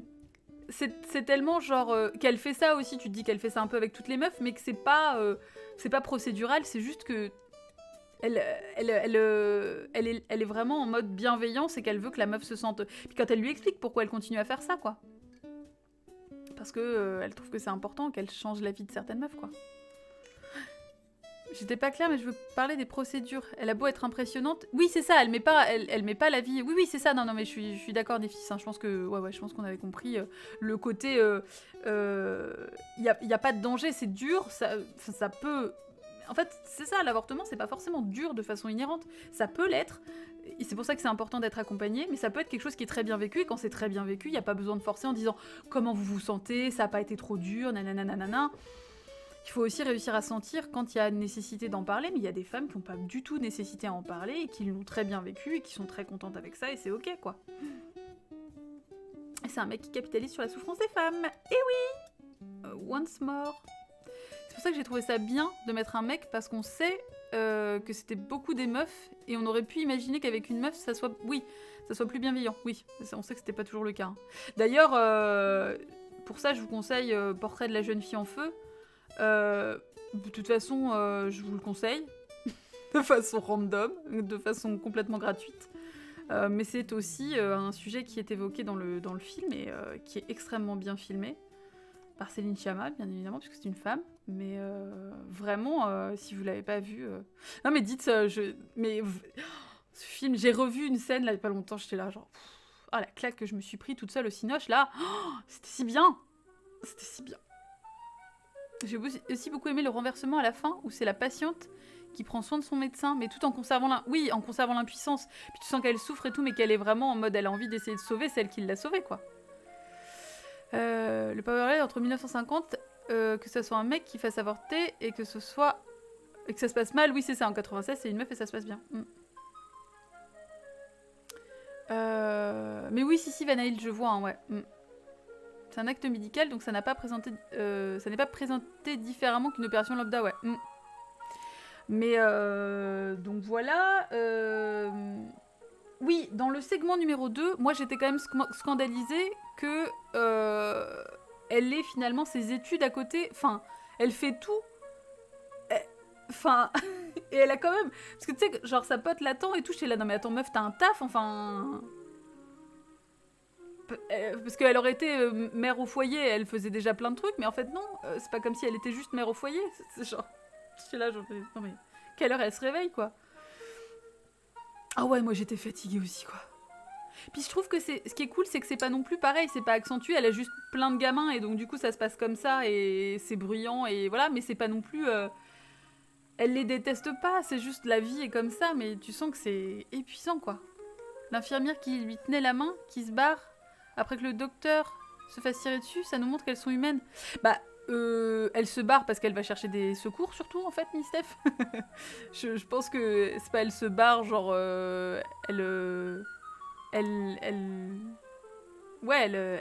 logiquement, elle va prévenir tout le monde, quoi. Dans le 2, je trouve le fait que le père travaille de nuit et donc en décalage avec la famille, et sa gestion accentue davantage ce décalage, ouais, dans son absence d'implication dans la décision à prendre, ouais, tout à fait. Bah oui, parce que ça n'a pas d'importance à part le fait que lui, il voulait partir en retraite anticipée, et que bah du coup, il lui dit, bah j'imagine que tant pis pour ma retraite anticipée, t'es là, mais mec, c'est ton seul souci. On s'en bat les couilles de ta vie. TG rageux. Oui, le Mother on Strike, j'ai trouvé ça trop bien, Cartas, ouais. Oui, parce que quand elle lui dit... Enfin, quand elle dit, ouais, elle est là pour la libération de la femme, n'empêche que c'est quand même moi qui suis en train de lui amidonner ses chemises, et t'es là, bah oui, c'est vrai, merde. Moi, j'ai cru qu'elle allait lui dire, en plus, à sa fille, tu veux l'indépendance et tout, machin. Et ben, écoute, dans ces cas-là, tu t'occupes de tes propres affaires. Allez. Non, bah après, c'est quand même encore sa gamine, donc voilà, quoi, mais... Sa pote qui est la seule personne qui lui dit non, on va prendre le temps d'en parler. Exactement, Charcouloutre, j'ai trouvé ça hyper cool, ouais. C'était vraiment le genre, non, on va se poser... Hello Supreme Weed, yes I speak English, but not tonight. I'm sorry. Oui, effectivement, c'est plus sa sœur qui m'a marqué... Attends, sa peur, pardon, oui. Oui, elle va chercher de l'aide, ouais, c'est ça. Ouais, le passage Mother on Strike est très bien, je l'ai noté d'ailleurs. Mais Joanna Gleason, de toute façon, c'est une actrice que j'aime beaucoup. Elle a trop la classe, quoi. Thank you for the follow, Supreme Eve. Et en fait, ce que j'ai trouvé cool, c'est que, oui, il y a le côté, avoir la possibilité matérielle ne suffit pas. Donc on est vraiment dans une situation, dans le segment 2, qui est intéressante, c'est qu'elle peut matériellement accueillir un enfant, c'est pas un problème, dans le sens où ça la met pas en danger, mais on est vraiment plus sur une question de confort, si on peut dire ça comme ça, et de temps qu'elle va s'accorder à elle-même. Et il y a aussi le fait de dire ça n'est pas égoïste que de penser à ça en fait, quoi. Thank you Supreme Weed, good night to you too. Quand elle appelle aussi pour avoir des informations, ça permet de montrer une évolution dans les renseignements. Oui, c'est ça, il y a quand même une accessibilité qui est quand même plus simple. On se rend compte que, contrairement au segment de 1952, effectivement, tu peux simplement appeler, décrocher le téléphone et avoir quelqu'un qui te dit vous pouvez passer quand vous voulez, il n'y a pas de problème, quoi. Et que c'est pas parce que tu as la possibilité matérielle de prendre un gamin que tu vas pas te poser la question si c'est bien ou pas, et c'est pas parce que tu as accès de façon plus libre à l'avortement que tu vas forcément y avoir recours. Ça montre aussi que c'est pas un choix non plus facile, que c'est pas comme on a pu le voir par certains militants FN qui disaient que en gros l'avortement c'était un truc que les meufs faisaient tous les 4 matins. Exactement le même système que quand on a là maintenant cette question d'accès gratuit aux protections périodiques, que t'en as qui disent qu'on va en profiter. Comment est-ce que tu peux profiter de protections périodiques? On va pas se foutre 4 tampons dans la chatte, les gars. C'est pas fun d'avoir ces règles. C'est-à-dire, voilà, on n'est pas sur le domaine de la récréation, quoi. C'est pas une activité fun. Donc c'est juste calmez-vous. Et là c'est pareil, l'accès à la pilule du lendemain, l'accès à l'avortement, c'est pas des actes anodins. Après c'est plus ou moins grave selon les gens, mais grave dans le sens où ça a un impact ou pas, mais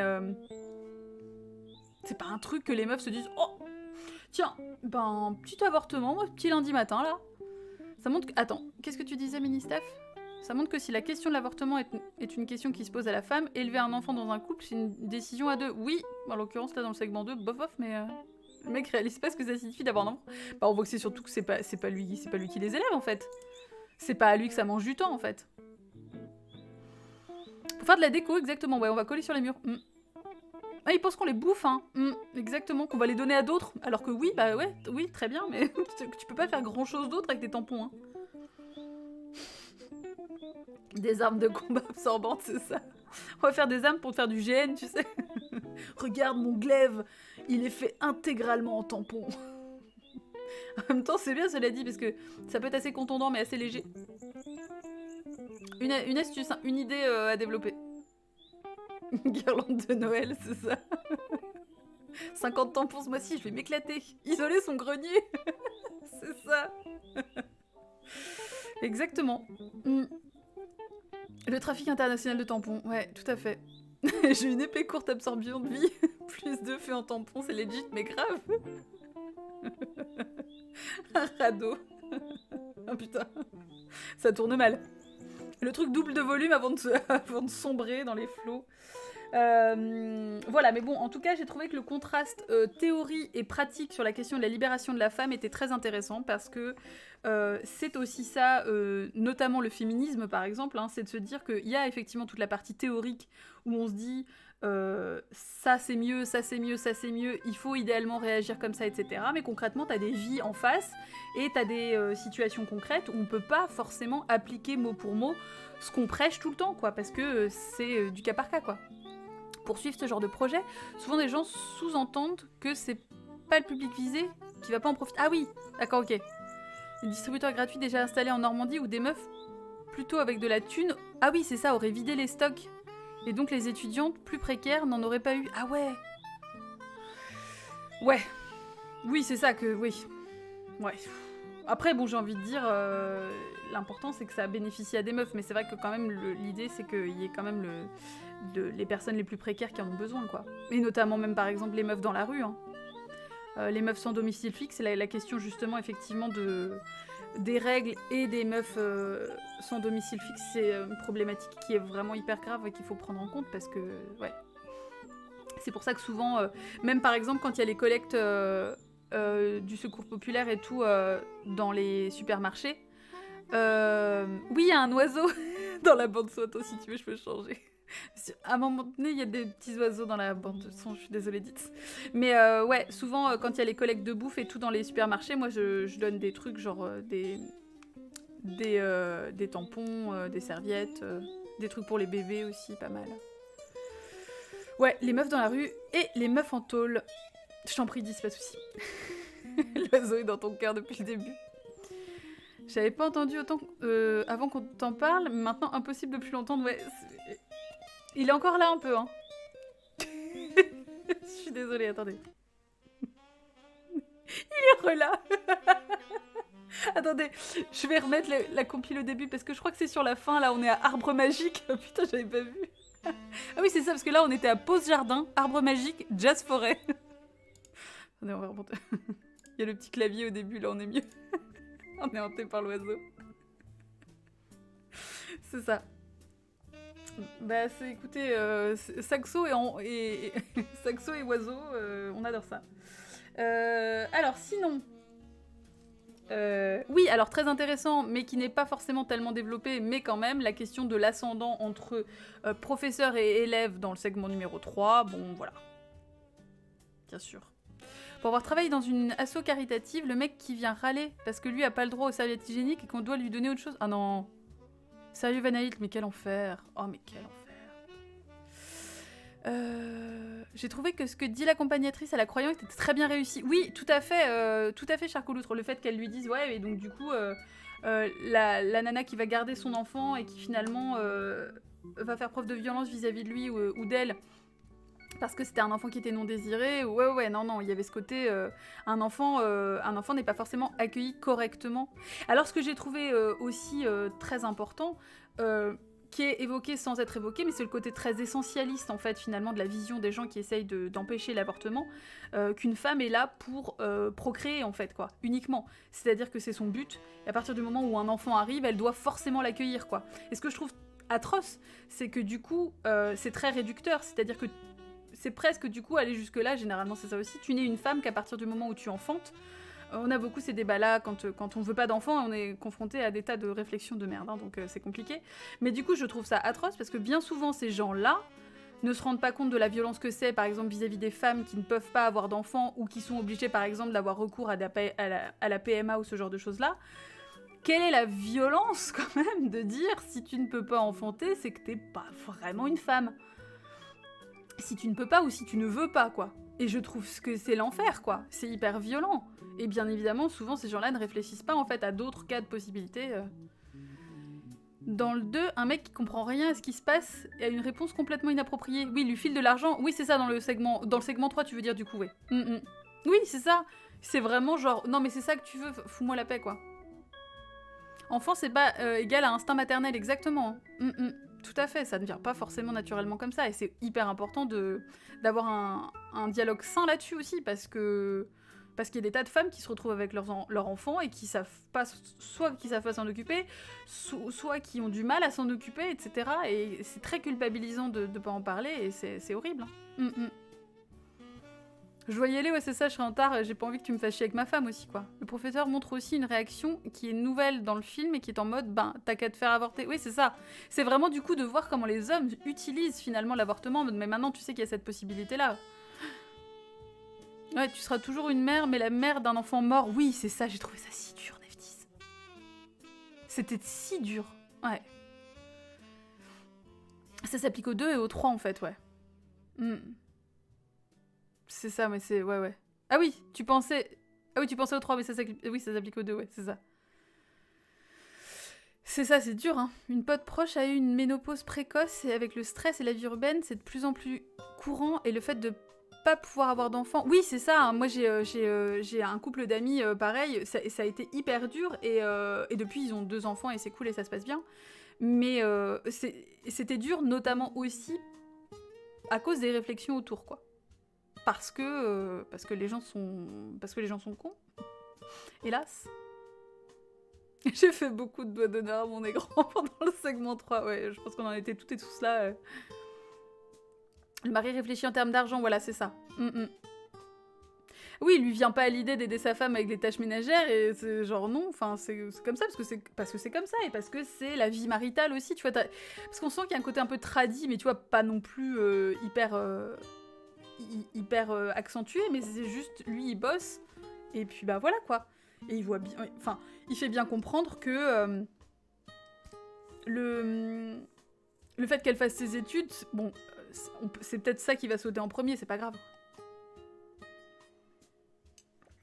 Ah ouais, la culpabilité, c'est vraiment le point commun aux 3 segments, la culpabilité et la responsabilité, c'est-à-dire le fait que ce soit...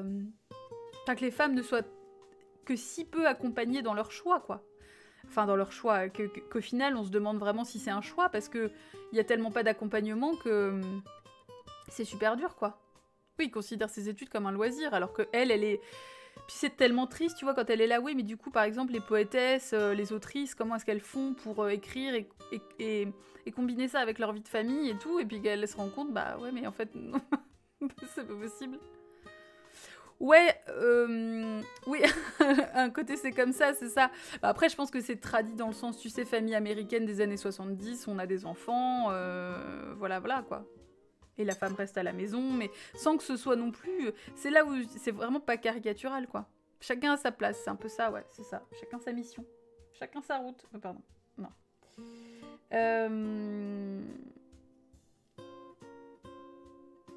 Bah, c'est la file de la thune. Isolement. Oui, puis alors il y a le côté coexister aussi que j'ai trouvé intéressant dans le segment 3 qui était évoqué. Le côté, voilà, on peut effectivement ne pas avoir les mêmes idées. Et on a ça aussi du coup avec sa pote en fait, qui finalement accepte de l'accompagner et de l'aider en lui disant bah écoute, ok, on est peut-être pas d'accord, mais par contre je vais quand même t'aider parce que je t'aime, quoi. C'est surtout qu'on est d'accord que l'année d'après, elle devait prendre un poste de prof dans le segment 2. Alors oui, je crois que c'est ça. Ouais, alors est-ce que c'est prof ou j'ai pas exactement compris de quoi il s'agissait. Parce que... Mais oui, en tout cas, elle avait des perspectives d'évolution, ouais. Donc voilà. Il y avait... Et du coup, on voit que ça n'impacte... C'est ça aussi qui est intéressant de voir que vis-à-vis des études de sa fille, ça n'impacte pas que sa vie à elle.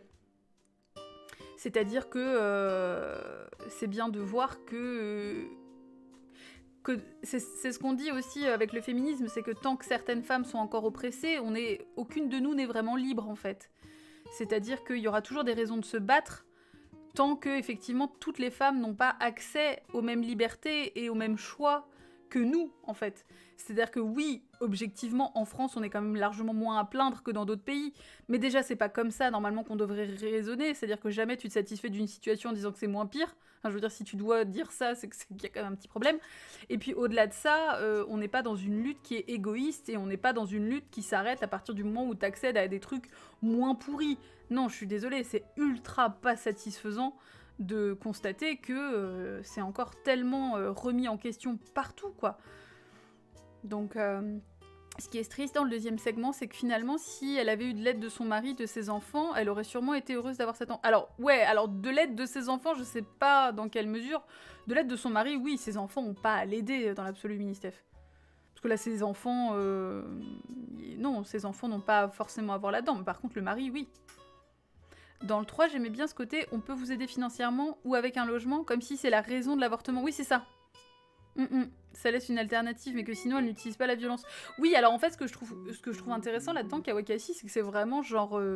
t'as un accompagnement, mais qui est tellement matériel, et ça occulte complètement l'accompagnement psychologique. Enfin, c'est vraiment con, quoi.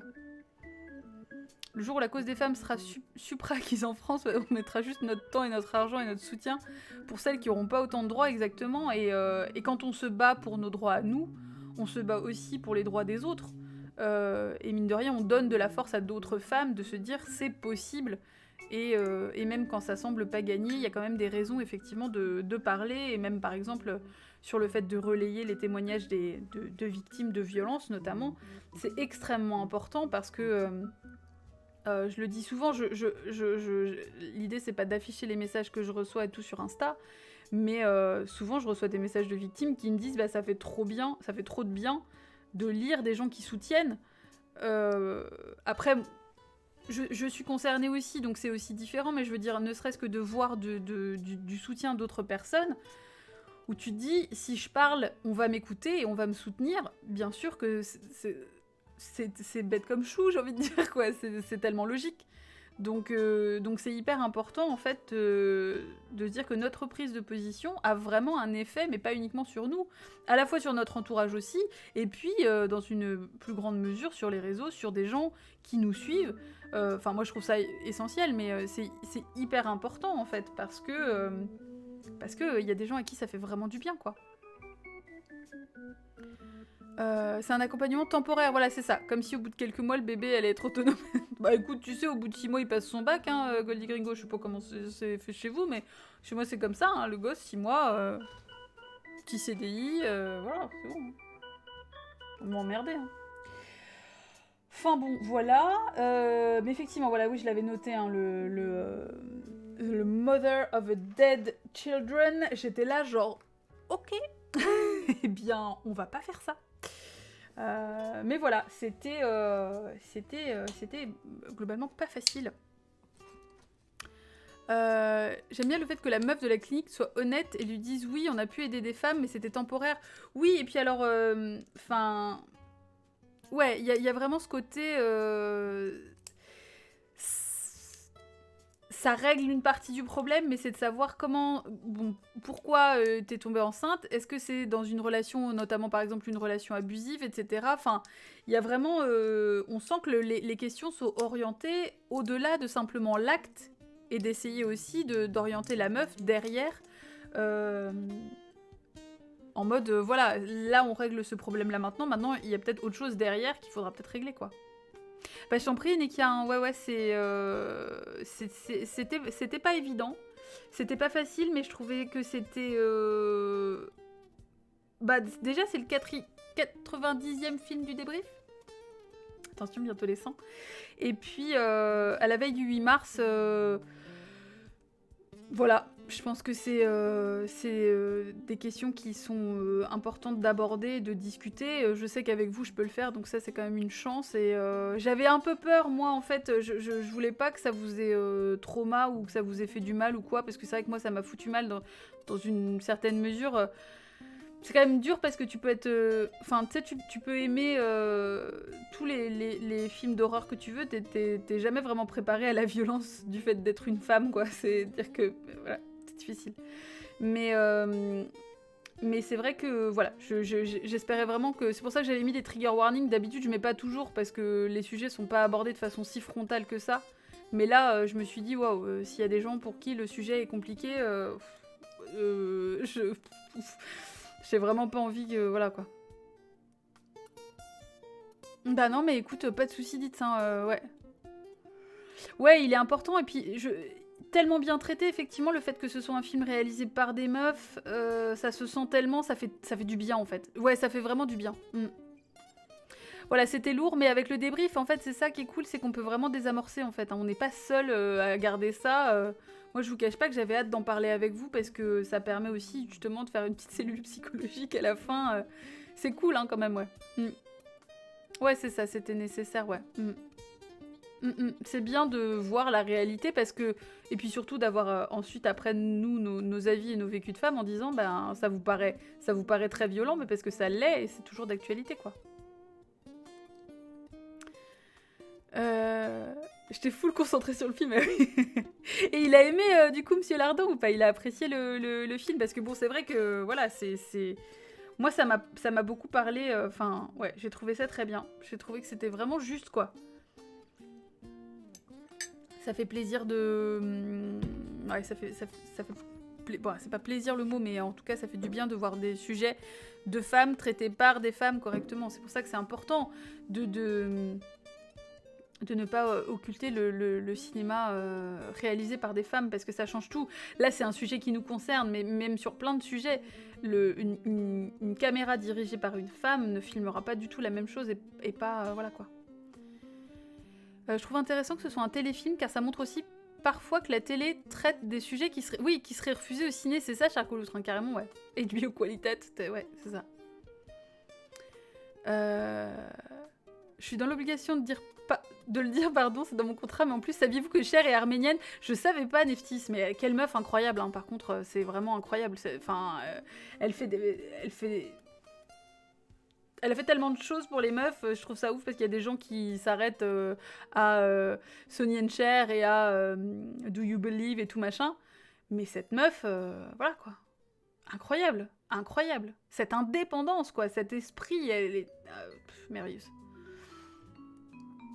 Il a dit que c'était bien un peu cash, comme le bon cinéma français, je cite. Ok, yes. Cher mon amour, non mais tellement. De ce que j'ai compris, Demi Moore a milité pendant plusieurs années pour trouver un diffuseur au film. Ah, c'est trop bien ça. Mais vraiment, tu te dis que c'est pas un film carrément que tu fais pour te faire de la thune, quoi. Enfin, j'ai l'impression que beaucoup de téléfilms traitent des sujets vraiment durs et avec un regard différent. Alors ça dépend. Oui, enfin disons qu'en tout cas t'as pas les mêmes libertés parce que t'as pas le même public, t'as pas les mêmes enjeux financiers, donc les téléfilms peuvent se permettre plus de choses. Alors, voilà, du coup, mais comme vous le savez très bien, je vous l'ai déjà dit à plusieurs reprises, mais mon adaptation préférée du Fantôme de l'Opéra, c'est le téléfilm de 90. Parce que il est hyper bien fait et que voilà, et parmi toutes les adaptations cinéma que j'ai vues pourtant quoi. Les téléfilms de Noël, par exemple, exactement, La Caverne de la Rose d'Or, tout à fait. Elle est, ouais, alors elle a réalisé aussi le segment 3, hein, c'est vraiment le... Voilà, quoi. Je me suis dit que Cher avait un souci avec les films de trio. Oui, c'est clair, Tipout, j'avoue, quoi. Demi Moore, tu vois qu'elle est investie dans le film, ouais. Et tu veux dire Demi Moore qu'elle est productrice aussi? Ou Cher, je sais plus. Mais ouais, c'était vraiment bien. Je suis contente, je suis très contente. Alors, du coup, je peux vous le dire d'emblée, pas de débrief dimanche prochain, hein, pour des raisons évidentes que j'aurais streamé tout le week-end, donc JPP, ma vie. Donc je vous mets pas de débrief parce que c'est un format qui, en plus, ne serait pas très event-friendly, parce qu'il faudrait que tout le monde ait vu le film, c'est pas du tout réalisable. Mais donc voilà, donc je vous dirai le film pour le dimanche d'après. Voilà, pour le moment, je suis dans mon orga de l'event. Je me suis trop peu intéressée au téléfilm parce qu'il y a toujours cette espèce de mépris, ouais, alors qu'en fait, en vrai, il y a des trucs incroyables. Hein. Tu voulais dire Demi, ouais, ok. Il me semble aussi que l'audience est plus importante et plus large. Alors, oui, alors en plus, c'est surtout qu'il peut être diffusé. Enfin, tu sais, il y a une question de diffusion, c'est différent, ouais. Ouais, en tout cas, Les Sorcières d'Eastwick, c'est très bien aussi, ouais, tout à fait. Non, mais Cher, quoi. Chef's kiss, comme on dit. Mais voilà. Donc bon, en tout cas, merci à vous. Vous avez été sans sas, comme d'hab. Non, regarder le film en live et débattre dessus, c'est pas jouable. Surtout que c'est long, en vrai. Enfin, tu vois, un film 1h30... faire du react à un film, tu vois, ok, un reportage de 30 minutes, why not? Mais tu sais, déjà faire des pauses toutes les 5 minutes, non. Le regarder, enfin, c'est pas réalisable parce que c'est possible légalement via Amazon Prime, et il est hors de question qu'on fasse ça. Et puis, sinon, légalement, je sais pas trop comment ça se passe, et je vais clairement pas risquer ça sur un event caritatif, enfin, un event solidaire, parce que c'est pas caritatif. Donc, voilà. Sinon, tu peux pas faire une pause. Oui, dont j'ai eu besoin après le segment. Hein. Ouais, bah clairement, moi, oui, oui. J'aurais été hyper mal de te voir sur grand écran. Ouais. Enfin bon, voilà. Oui, c'est un film. Comment ça s'appelle? Avec des sirènes là. Tipoud. Ouais. Il y a d'ailleurs le clip où on les voit chanter un classique des 50s. C'est 50s, 60s, j'ai plus en tête, mais ouais. It's It's in his kiss ou It's in his... Je sais plus le nom de la chanson. La pub, après le segment 1, a dû avoir un goût chelou. Je sais pas comment il tronçonnait les pubs à cette époque-là, en 96, quand ça a été diffusé. Mais voilà. Mais bon, bref, en tout cas, je vous laisse là, les enfants. Je vous souhaite une excellente soirée. Une excellente nuit, également. Les deux sirènes, merci Google. Ouais, alors moi j'ai le titre en anglais dans la tête, mais c'est pas vraiment des sirènes. Oui, voilà. Et puis voilà, donc je vous tiens au courant. Demain, je pense que je stream pas. Demain soir chez Baka, Donjon Dragon, normalement. Demain après, moi j'ai moult trucs à faire. Faut que j'aille à la poste, faut que j'aille acheter du tofu fumé parce que je n'en ai plus et que ma vie pue depuis. Donc voilà, donc bref. Et puis je vous retrouve donc soit demain soir, soit mardi. On se tient au courant. On se check, t'as vu, wesh. Merci encore, hein. Vous êtes vraiment les meilleurs. Et puis, à tout bientôt. Des bisous.